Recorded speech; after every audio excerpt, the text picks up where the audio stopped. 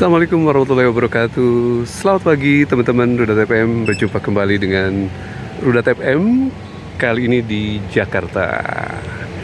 Hari ini adalah hari Kamis tanggal 18 September 2025 pukul 9.30. Rudat FM berada di Transport Hub atau Simpang Temu Duku Atas, Jakarta. Ini menamakannya teman-teman. Berada di sekitar kawasan transit Duku Atas. Dan pekan ini apa yang coba kita bahas ya teman-teman?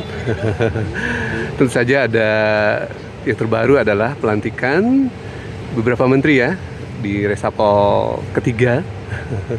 Di pekan lalu sudah ada resapel sebelumnya yang juga pelantikan menteri-menteri baru ya. Sementara untuk yang kemarin berlangsung adalah pelantikan Menko Polkam ya, kalau bahasa yang lamanya. Juga ada Menpora serta beberapa kepala badan atau wakil kepala badan dan lembaga yang baru.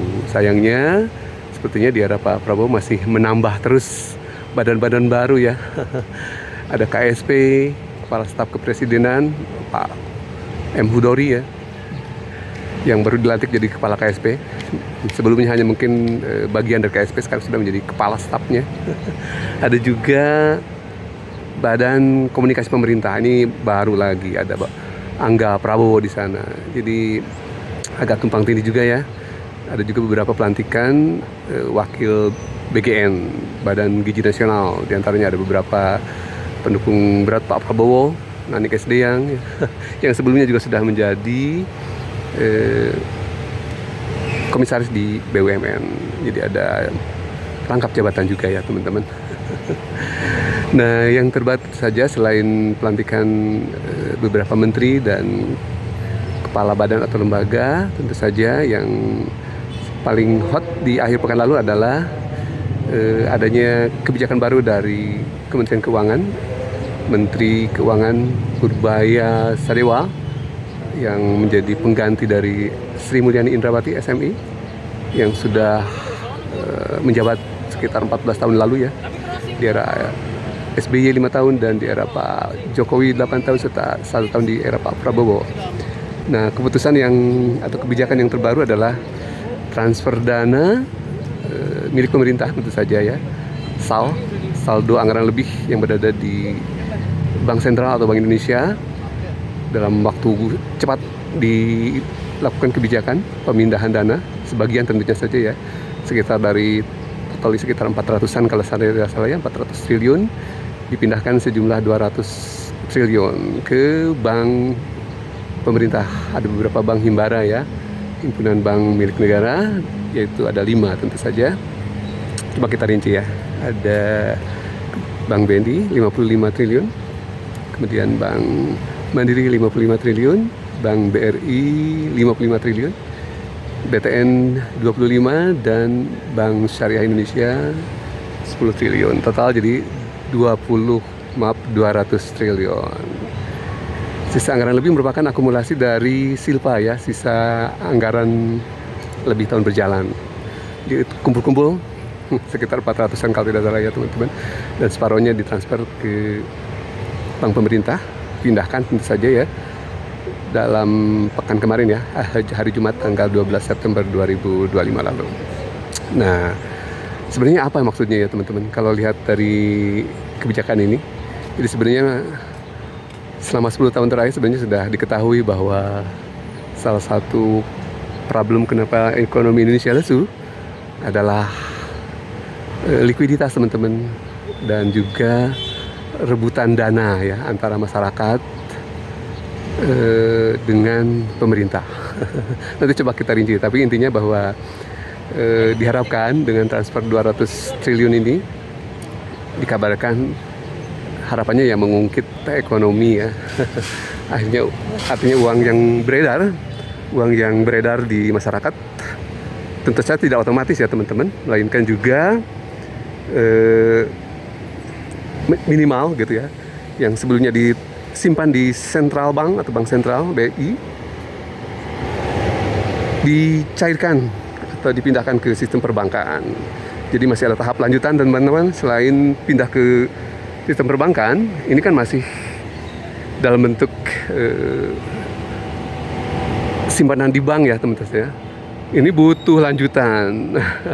Tidak serta-merta uang itu beredar di masyarakat ya teman-teman dalam bentuk uang beredar. Nah, instrumen yang paling mungkin tentu saja adalah kredit usaha ya teman-teman, untuk menggerakkan perekonomian. Bagaimanapun sektor ini adalah bagian penting dari pertumbuhan ekonomi ya teman-teman. Tidak bisa begitu saja, walaupun dana berlebih ada, tapi kalau memang tidak disalurkan ke masyarakat, tidak juga akan menggerakkan perekonomian ya teman-teman.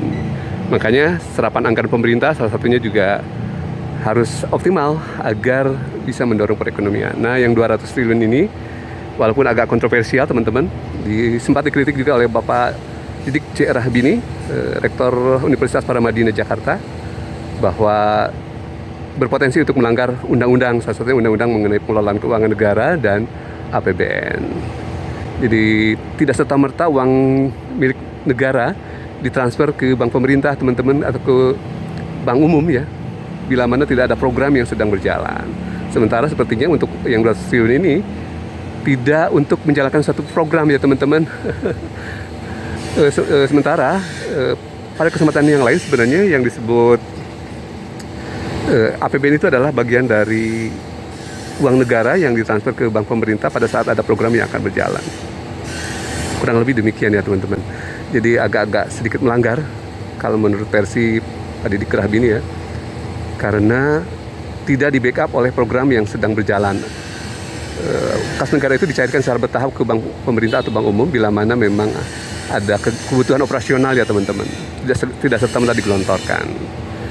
Nah, kita lihat sebenarnya sejauh mana efektivitas dari atau daya ungkit dari transfer ini ya teman-teman. Kita akan lihat dalam waktu mungkin dalam waktu dekat. Namun DATPM sendiri melihat hal ini agak-agak kurang efektif juga, karena datangnya dana yang sekian besar ini ke bank pemerintah, datangnya tiba-tiba, sementara kesiapan instrumen dari bank pemerintah untuk menyalurkan kredit tidak serta-merta akan siap ya teman-teman dengan limpahan dana yang besar.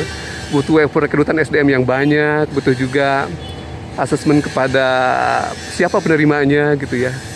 Jangan-jangan nanti kalau salah asesmen ataupun asal asesmen untuk menyalurkan kredit baik ke UMKM atau kredit menengah ataupun korporasi, bisa jadi bumerang buat bank pemerintah tersebut. Kredit macet biasa naik melonjak ya teman-teman kalau asal menyalurkan.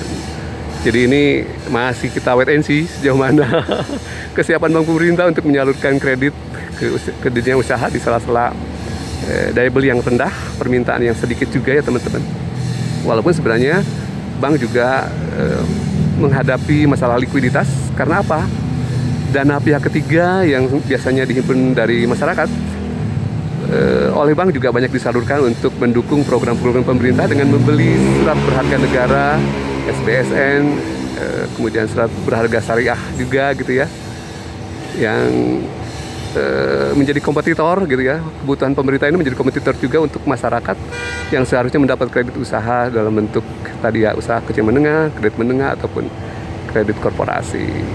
Jadi kabarnya yang bisa terserap oleh perbankan, khususnya bank pemerintah, justru hanya cuma 7 triliun dibanding jumlah yang 200 triliun yang cukup banyak. Jadi bisa jadi dana tersebut tidak akan cepat terserap ya oleh perbankan dalam bentuk kredit usaha.